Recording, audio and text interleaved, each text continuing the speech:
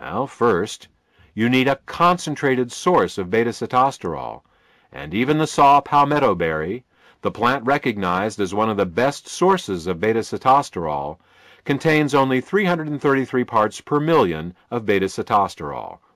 To get 1 gram of beta-sitosterol from saw palmetto, you would need to have over 6.5 pounds of saw palmetto berries.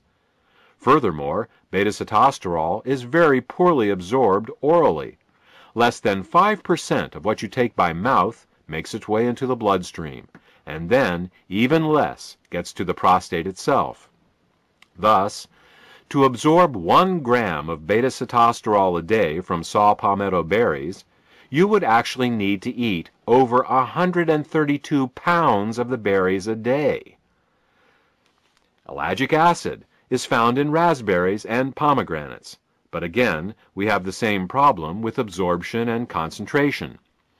Unless you have the digestive capacity of a 500-pound mountain gorilla, and you spent all day stuffing yourself with saw palmetto berries and raspberries, you would need to get a more concentrated source of beta-sitosterol and ellagic acid.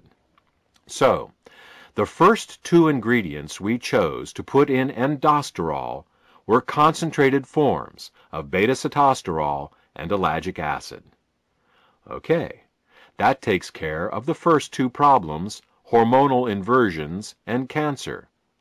Let's move on to problem number 3.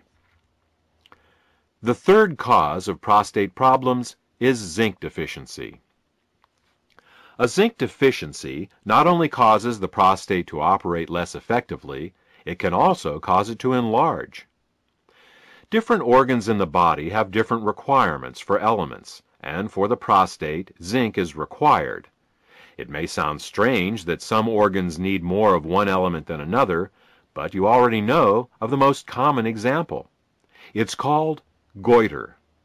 While the younger generation may not be as familiar with this, the older generation will be. Goiter is an enlargement of the thyroid gland in the neck due to insufficient iodine in the diet. Iodine is a heavy element, and rain typically washes it out of mountainous soil into the rivers and eventually into the sea. People living near the oceans who eat fish get all the iodine they need, but people who live in the mountains often become iodine deficient and can develop goiter. Of course, this isn't seen much anymore in developed countries where iodine is added to table salt, but it demonstrates the point. Individual organs, or glands, have specific mineral requirements, and when they don't get what they need, they malfunction and can enlarge. Thus, prostate enlargement can be considered prostate goiter. Unfortunately, zinc is not added to table salt like iodine is.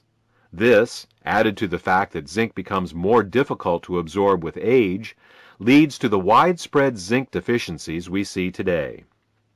Keeping in mind that we not only need to supplement with zinc, but deliver it to the body in a highly absorbable form, the third ingredient in endosterol is pumpkin extract, which is high in bioavailable zinc. The fourth cause of prostate problems is cadmium toxicity.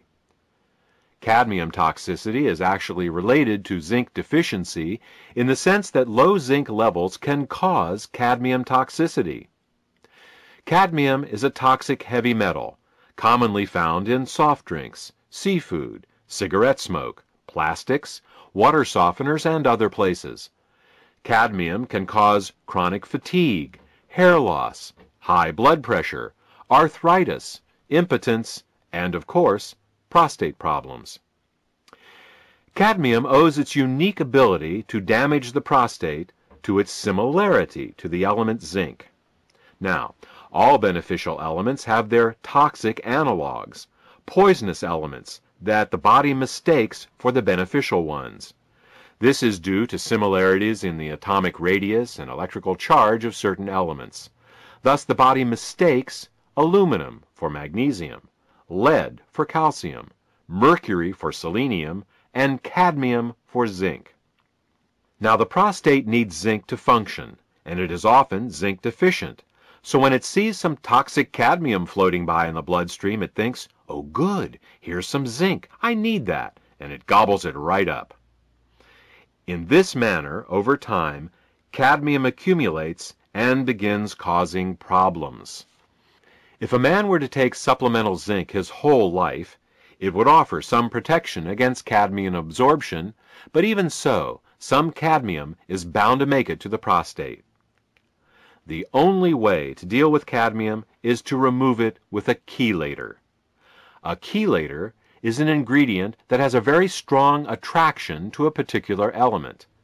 If the attraction it has is stronger than the attraction the body has for that element, the chelator can pull that element out from the body.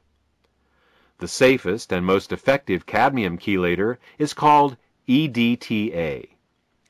EDTA is an amino acid that has a 50-year history of removing toxic metals like cadmium from the body.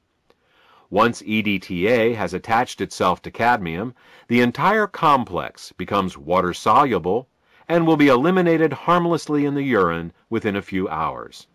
Thus, EDTA is the fourth ingredient in indosterol. The fifth cause of prostate problems is calcium deposits in the prostate. We've discussed cadmium, and we can agree that it is a toxic metal. But what about calcium? Isn't calcium vital for our health? Absolutely. Calcium keeps our bones and teeth healthy and has many important roles to play in our biochemistry. What is not commonly known is that as we age, calcium migrates from the bones and teeth, where it belongs, into the soft tissues and organs of the body. When calcium does this, it turns from a beneficial mineral into a pathological one. When calcium moves into the kidneys, we get kidney stones. When it deposits in the gallbladder, we get gallstones. When calcium migrates into the arteries, we get arteriosclerosis and atherosclerosis. When calcium gets into the joints, we get arthritis. And when calcium gets into the prostate, we get prostatic calculi, also known as prostate stones. In addition to being a gland, the prostate is also a small pump, and like any pump, it needs to be free of debris to function properly. As we age, these tiny prostate stones accumulate, reducing the prostate's health and functionality. Now, there are two ways to remove prostate stones. The first is a medical procedure that involves a catheterization. Ouch! The second is with EDTA, which goes in and pulls the calcium out, just like it removes the cadmium. Thus, EDTA serves double duty, supporting both the removal of toxic cadmium and also calcium stones.